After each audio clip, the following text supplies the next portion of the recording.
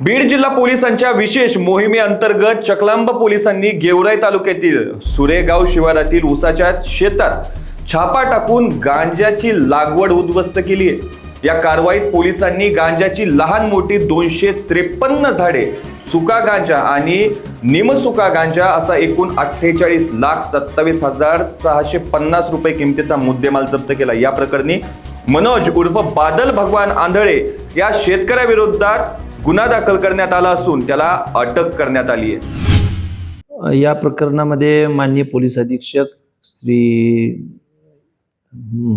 नवनीत कावत यांच्या मार्गदर्शनाखाली आम्ही विशेष मोहीम राबवतोय। ती NDPS ॲक्ट खालील कारवाईची, त्या अंतर्गतच चकलांबा पोलीस स्टेशनचे जे API सचिन सांगळे आहेत, त्यांना एक गोपनीय माहिती मिळाली की एक सुरळेगाव नावाच्या गावाच्या शेतामध्ये एका शेतीमध्ये गांजाची झाडे लावली आहेत।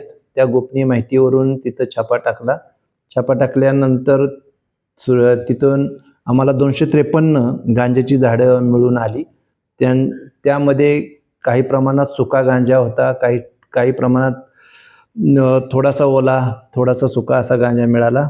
एकूण 184 किलो झाडांचं वजन आहे आणि एकंदरीत मालाची किंमत 48,27,750 रुपये आहे। यामध्ये त्या शेतकऱ्याने त्याच्या ऊसाच्या शेतामध्ये लावला होता, त्या प्रकारे त्याला अटक केलेलं आहे। त्याचं नाव मनोज भगवान आंधळे, वय 36, हा सुरळेगावचाच एक शेतकरीच आहे। त्याला अटक करण्यात आलेली आहे।